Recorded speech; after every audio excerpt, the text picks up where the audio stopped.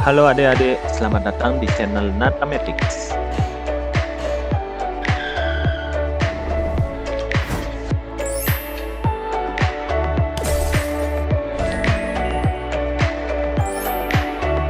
Sebelum dimulai, jangan lupa subscribe, like, dan share ya.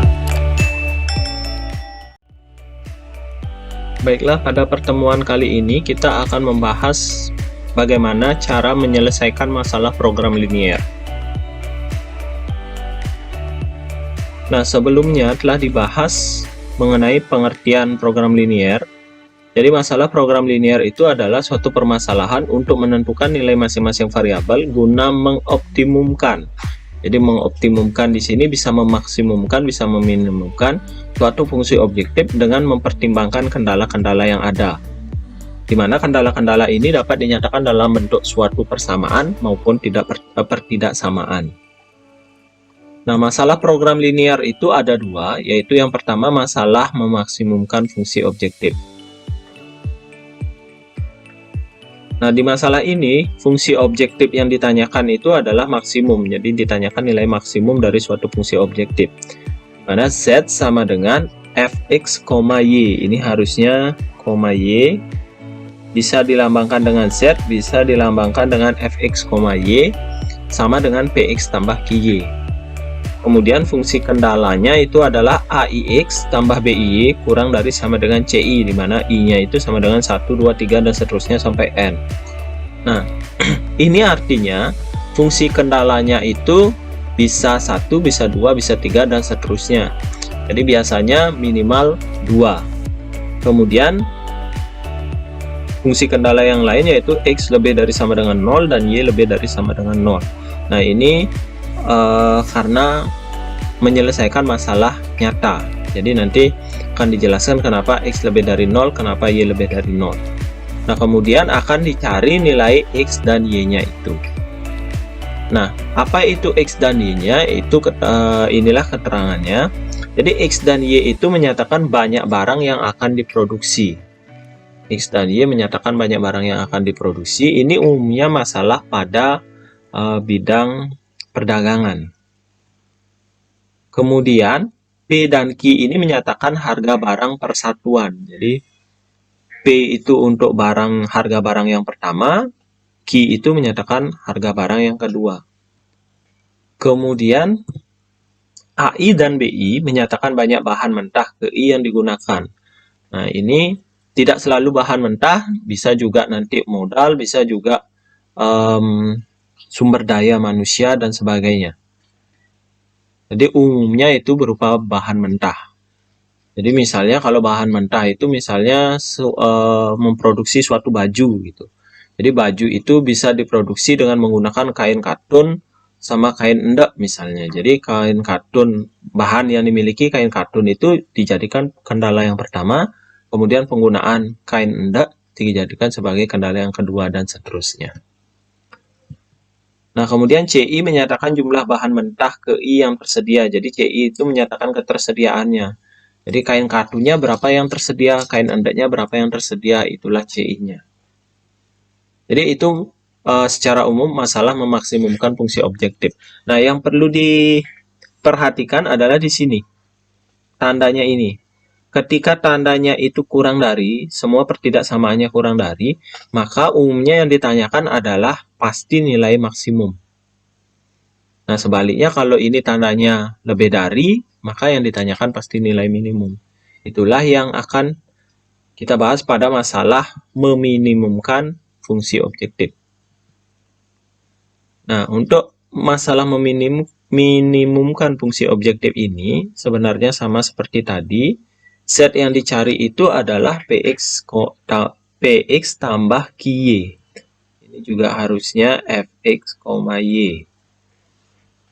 Kemudian dengan fungsi kendala yang sama, nah ini cuma perbedaannya seperti tadi. Ini lebih dari sama dengan CI. Jadi kalau ini lebih dari, yang ditanyakan pasti nilai, ini harusnya minimum ya. Nah, ini harusnya minimum. Nah, kemudian X lebih dari sama dengan 0, Y lebih dari sama dengan 0. Nah, di sini juga sama, yang dicari adalah X dan Y-nya. Nah, kemudian sama keterangannya, jadi X dan Y itu menyatakan banyak barang yang diproduksi, kemudian P dan Q menyatakan harga persatuan, AI dan BI menyatakan banyaknya bahan mentah yang digunakan, dan CI itu menyatakan ketersediaan dari suatu bahan mentah. Nah, secara umum, masalah program linear itu dinyatakan seperti ini, tapi nanti tidak menutup kemungkinan ada yang menggunakan dua bentuk pertidaksamaan, yang satu lebih dari, yang lagi satu kurang dari. Jadi kalau bentuknya seperti itu, memungkinkan dia ditanyakan nilai maksimum atau minimumnya. Tapi kalau misalnya dia semuanya lebih dari, maka di sini pasti ditanyakan nilai minimumnya. Nah, berikut contohnya.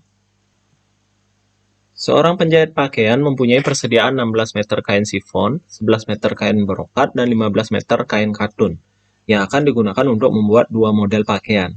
Model 1 memerlukan 2 meter kain sifon, 1 meter kain brokat, dan 1 meter kain katun. Sedangkan model 2 memerlukan 1 meter kain sifon, 2 meter kain brokat, dan 3 meter kain katun. Nah, apabila pakaian tersebut berhasil dijual, penjahit tersebut akan memperoleh keuntungan sebesar Rp30.000 untuk pakaian model 1 dan Rp50.000 untuk pakaian model 2. Tentukan banyaknya masing-masing pakaian yang harus dibuat oleh penjahit tersebut agar diperoleh keuntungan maksimum.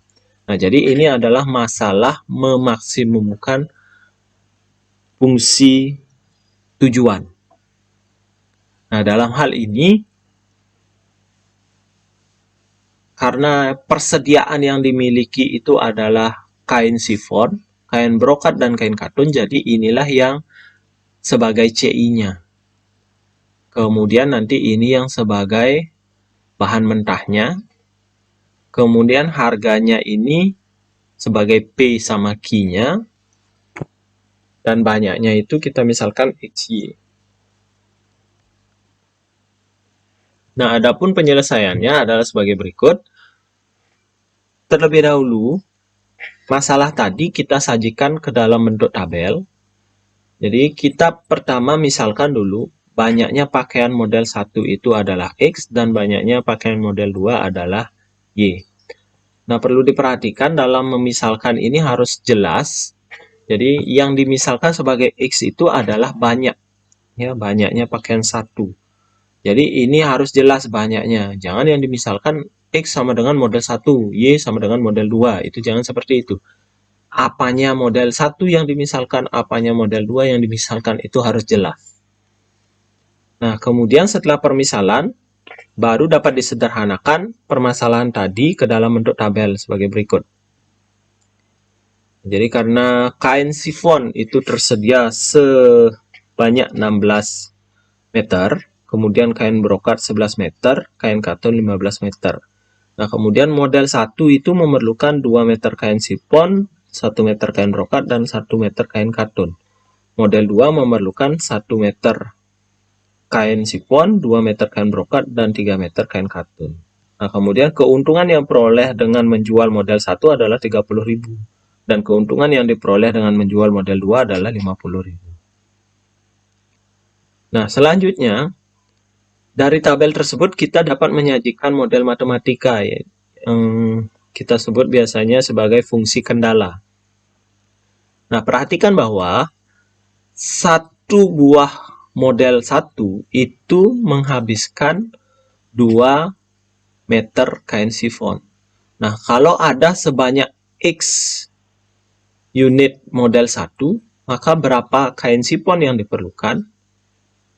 Itu ada sebanyak 2 kali X. Ya.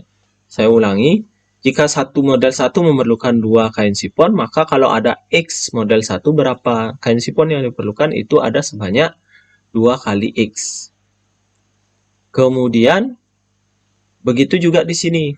Kalau satu model 2 itu memerlukan 1 meter kain sifon, kalau Y model 2, berapa kain sifon diperlukan? Itu ada sebanyak 1 kali Y. Nah, dengan demikian, banyaknya kain sifon yang diperlukan adalah 2X dan 1Y. Nah, kalau dijumlahkan, itu haruslah kurang dari sama dengan 16. Kenapa kurang dari sama dengan 16? Karena kita tidak mungkin membuat suatu pakaian dengan menghabiskan lebih dari 16 meter. Karena yang tersedia hanya 16 meter. Kalau sama dengan 16, mungkin. Tapi kalau misalnya lebih dari 16, itu tidak mungkin. Karena kita cuma punya 16 meter kain. Nah, demikian selanjutnya. Satu model satu itu memerlukan 1 meter kain brokat. Kalau X model 1, maka memerlukan berapa kain brokat? Jadi X kali 1. Kemudian satu model 2 memerlukan 2 meter kain brokat. Kalau Y model 2, berapa kain brokat yang diperlukan? Itu dikalikan juga. Y kali 2, maka sama dengan 2Y. Nah, totalnya berapa? Jadi X ditambah 2Y itu harus kurang dari sama dengan 11. Tidak mungkin lebih dari. Demikian juga yang ketiga. Jadi maka diperoleh X tambah 3Y kurang dari sama dengan 15. Nah, kemudian ini X lebih dari sama dengan 0 dan Y lebih dari sama dengan 0. Ini karena X dan Y tadi menyatakan banyaknya model 1 dan model 2 yang dibuat. Jadi kita tidak mungkin membuat pakaian sebesar bilangan negatif. Ya. Jadi dia pasti minimal tidak dibuat. Tidak buat itu artinya dia membuat sebanyak 0. Jadi pasti dia minimal tidak dibuat. Gitu. Tidak mungkin negatif. Makanya ini syaratnya adalah lebih dari sama dengan 0. Nah, ini yang disebut model matematika atau fungsi kendala. Kemudian fungsi objektifnya itu diambil dari keuntungan. Karena diperoleh keuntungan 30.000 untuk model 1. Untuk satu model 1. Maka sebanyak X model 1 berapa keuntungan yang diperoleh? Itu adalah 30.000 X. Kemudian untuk satu model 2 diperoleh 50.000 keuntungan, 50.000. Jadi kalau Y model 2 berapa keuntungan yang diperoleh? Yaitu 50.000 kali Y.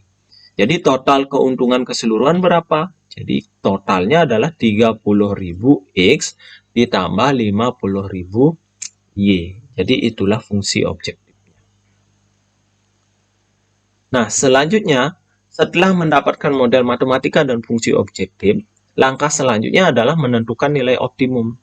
Jadi langkah-langkahnya yaitu menggambar garis, kemudian mengarsir, menentukan daerah penyelesaian, menentukan titik-titik batas, kemudian barulah memilih antara metode garis selidik atau metode uji titik batas.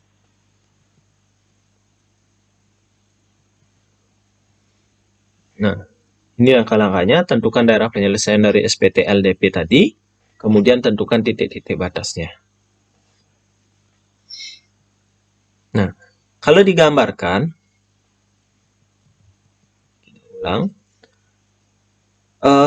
2X tambah Y kurang dari sama dengan 16. Jadi kalau digambarkan, itu 2X tambah Y kurang dari sama dengan 16, itu melalui dua titik, yaitu titik 0,8 dan 0,16. Jadi dihubungkan, kemudian diarsir. Kalau kita cek 0,0 itu dia daerah memenuhinya ada di bawah. Tapi saya menggunakan metode mengarsir daerah yang salah, maka yang diarsir adalah daerah yang di atas. Kemudian untuk garis yang kedua, itu melalui titik 0,55, 5,5, dan 11,0. Kemudian sama 0,0 kita menguji titik 0,0 itu juga merupakan daerah yang memenuhi. Tapi karena diarsir daerah yang salah, maka arsirannya ke atas. Kemudian garis yang ketiga itu melalui titik 0,5 dan titik 15,0. Nah, kemudian sama juga karena dia melalui titik 0,0 itu adalah daerah yang memenuhi. Karena yang diarsir adalah daerah yang salah, maka arsirannya ke atas. Kemudian untuk X lebih dari sama dengan 0, itu penyelesaiannya ke kanan, tetapi kita arsirnya ke kiri. Kemudian Y lebih dari sama dengan 0, itu penyelesaiannya ke atas, diarsirnya ke bawah. Nah, kemudian barulah ditentukan daerah penyelesaiannya, maka daerah yang bersih merupakan daerah penyelesaian. Nah, selanjutnya setelah mendapatkan daerah penyelesaian, tentukan titik-titik batasnya. Jadi titik batasnya itu adalah yang ini, yaitu dengan koordinat 0,0. Kemudian yang ini, koordinat 8,0. Kemudian 0,5. Dan titik ini dan ini. Nah, ini disebut sebagai titik C dan ini disebut sebagai titik D. Nah, dari mana dapat titik koordinat 7,2 dan 3,4? Nah, koordinat titik C dan D ini diperoleh dengan mengeliminasi persamaan garisnya. Jadi, titik C ini merupakan perpotongan antara garis pertama dengan garis kedua. Garis yang biru itu garis pertama, garis yang merah garis yang kedua. Jadi perpotongan antara garis pertama dan garis kedua. Maka nanti yang dieliminasi adalah persamaan 1 dan persamaan 2. Sedangkan untuk titik D itu merupakan perpotongan antara garis kedua dengan garis ketiga. Maka yang dieliminasi adalah garis kedua dan garis ketiga. Jadi jangan sembarangan mengeliminasi. Perhatikan dulu titiknya itu merupakan perpotongan antara garis yang mana dengan yang mana. Barulah dilakukan eliminasi. Nah, adapun perhitungan mencari koordinat titik C-nya adalah sebagai berikut. Dengan mengeliminasi persamaan 1 dan 2, di mana persamaan satunya adalah 2x tambah y sama dengan 16, dan persamaan 2-nya adalah x tambah 2y sama dengan 11. Untuk mengeliminasi kita harus menyamakan koefisiennya dulu. Boleh koefisien X, koefisien Y boleh. Nah, untuk itu kita perlu mengalihkan. Misalnya kalau mau menyamakan koefisien dari Y-nya, maka persamaan yang di atas dikalikan dengan 2, dan persamaan yang di bawah dikalikan dengan 1. Sehingga diperoleh persamaan yang baru yaitu 4x tambah 2y sama dengan 32, dan x tambah 2y sama dengan 11. Nah, karena tanda koefisiennya ini sama-sama positif, maka ini dikurang. Sehingga ketika dikurang, ini jadinya hilang. 2y hilang. Maka 4x kurang x itu hasilnya 3x, 32 kurang 11 itu sama dengan 21. Maka diperoleh 3x sama dengan 21. Maka x-nya sama dengan 21 per 3, yaitu sama dengan 7.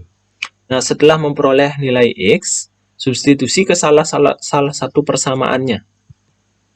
Jadi substitusi nilai x-nya itu ke salah satu persamaan. Misalnya dalam hal ini disubstitusi ke persamaan yang pertama. Sehingga jadinya 2 kali 7 tambah y sama dengan 16. Jadi 14 tambah y sama dengan 16. Kemudian sama-sama dikurang 14, jadinya y sama dengan 16 kurang 14. Jadi y-nya sama dengan 2. Dari sanalah diperoleh bahwa koordinat titik C itu adalah 7,2. Nah, demikian pula untuk titik D-nya. Titik D itu merupakan perpotongan antara garis kedua dengan ketiga. Maka yang dieliminasi adalah garis kedua dan garis ketiga. Nah, garis kedua itu persamanya x tambah 2y sama dengan 11, dan garis ketiga x tambah 3y sama dengan 15. Nah, kebetulan ini koefisien x-nya sudah sama, jadi kita tinggal kurangkan saja. Nah, ketika dikurangkan, maka ininya habis, x-nya habis. Kemudian dikurangkan ke bawah, 2y kurang 3y sama dengan negatif y, dan 11 kurang 15 sama dengan negatif 4. Jadi y-nya sama dengan 4. Kemudian substitusi nilai y ke salah satu persamaan. Boleh kedua, boleh ketiga. Nah, misalnya dalam hal ini disubstitusi ke persamaan yang kedua, maka jadinya x tambah 2 kali 4 sama dengan 11. Kemudian 2 kali 4 itu 8, sama-sama dikurang 8, jadinya x sama dengan 11 kurang 8. Jadinya x-nya sama dengan 3. Dari sinilah diperoleh koordinat titik D itu adalah 3,4. Nah, setelah mendapatkan titik-titik batas tadi, baru kemudian dipilih apakah mau menggunakan metode garis selidik atau menggunakan metode uji titik batas. Nah, misalnya dalam hal ini akan digunakan metode garis selidik. Karena tadi fungsi objektifnya itu 30.000x,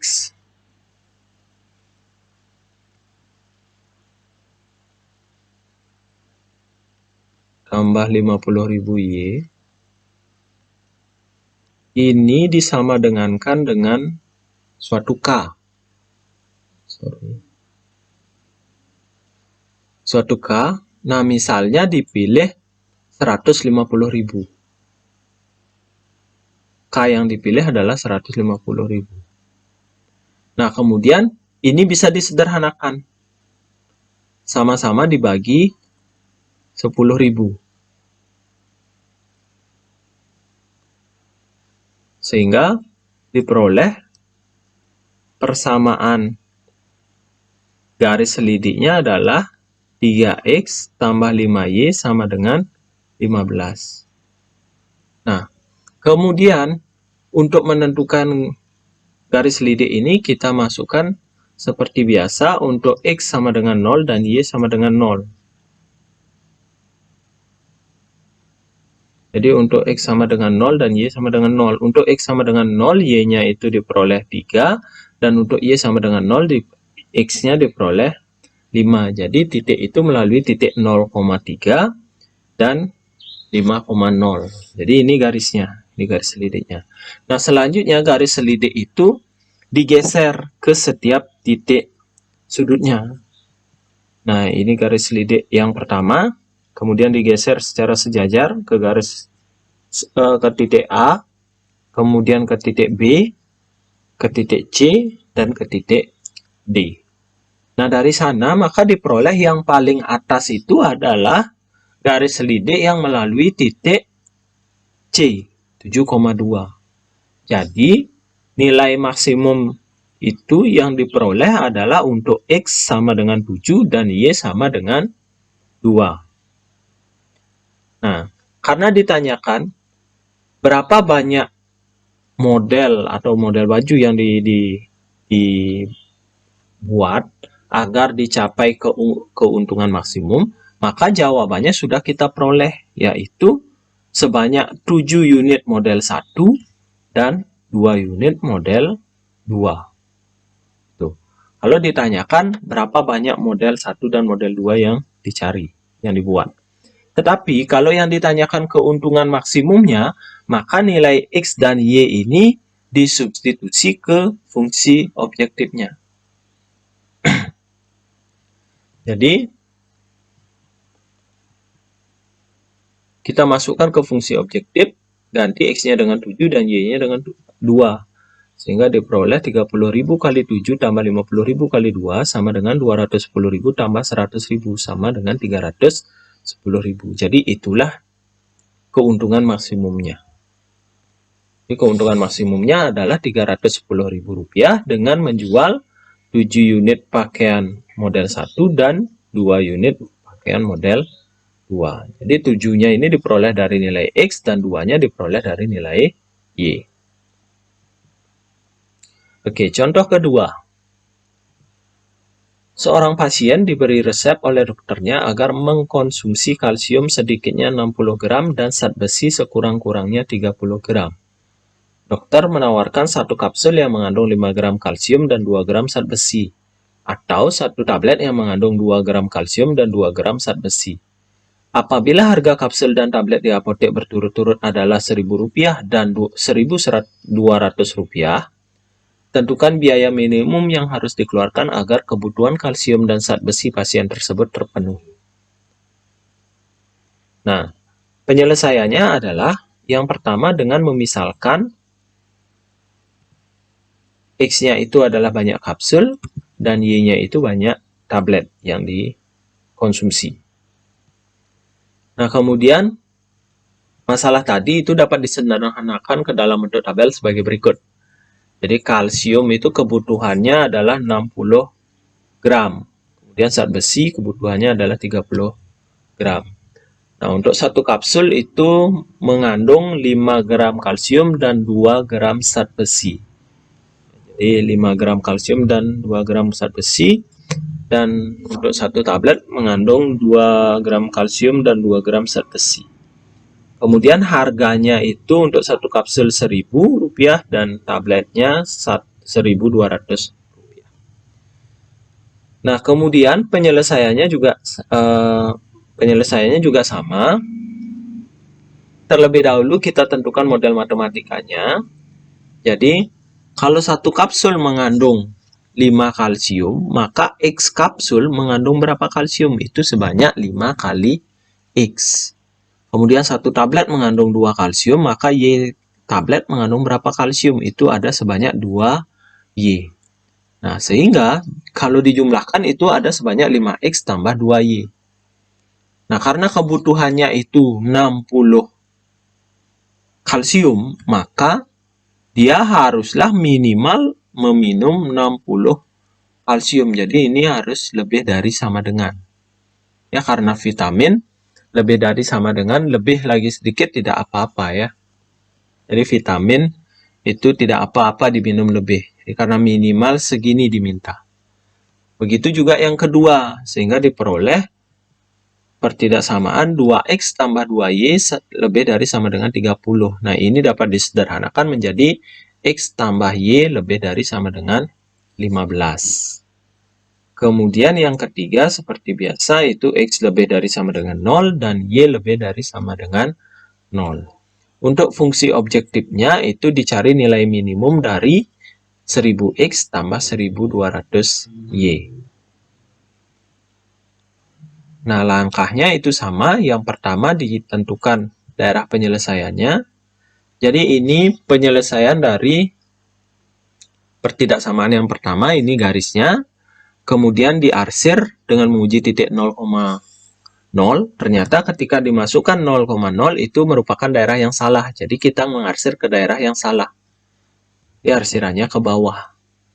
Kemudian garis yang kedua, ini juga diuji titik 0,0, ternyata dia merupakan daerah yang salah juga, sehingga arsirannya juga ke bawah. Kemudian X lebih dari sama dengan 0 itu yang memenuhi adalah ke kanan, tetapi diarsir yang ke kiri. Dan Y lebih dari sama dengan 0 adalah yang ke atas, maka yang diarsir adalah yang ke bawah. Jadi daerah penyelesaiannya adalah daerah yang bersih. Inilah daerah yang bersih. Selanjutnya, ditentukan titik-titik batasnya. Titik batas yang pertama adalah 0,30. Ini. Kemudian titik batas yang kedua adalah ini, dengan koordinat 15,0. Dan titik batas yang ketiga adalah titik C, dengan koordinat 10,5. Nah, 10,5 ini diperoleh dari mana? Dengan cara eliminasi. Nah, karena di sini cuma ada 2 garis, jadi pasti mengeliminasi persamaan garis ini. Di koordinat C diperoleh dengan eliminasi. Nah, berikut perhitungannya. 5X tambah 2Y sama dengan 60 dan X tambah Y sama dengan 15. Jadi disamakan dulu dengan mengalihkan yang di atas dikalikan 1, yang di bawah dikalikan 2. Sehingga jadinya 5X tambah 2Y sama dengan 60 dan 2X tambah 2Y sama dengan 30. Baru dikurang. Nah, jika dikurang maka 2Y-nya ini habis.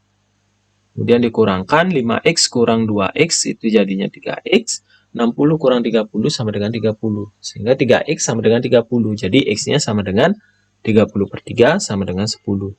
Barulah disubstitusi nilai X ini ke salah satu persamaannya. Misalnya ke X tambah Y sama dengan 15. Maka jadinya 10 tambah Y sama dengan 15.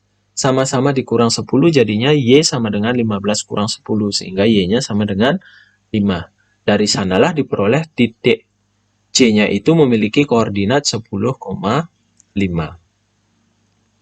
Nah, selanjutnya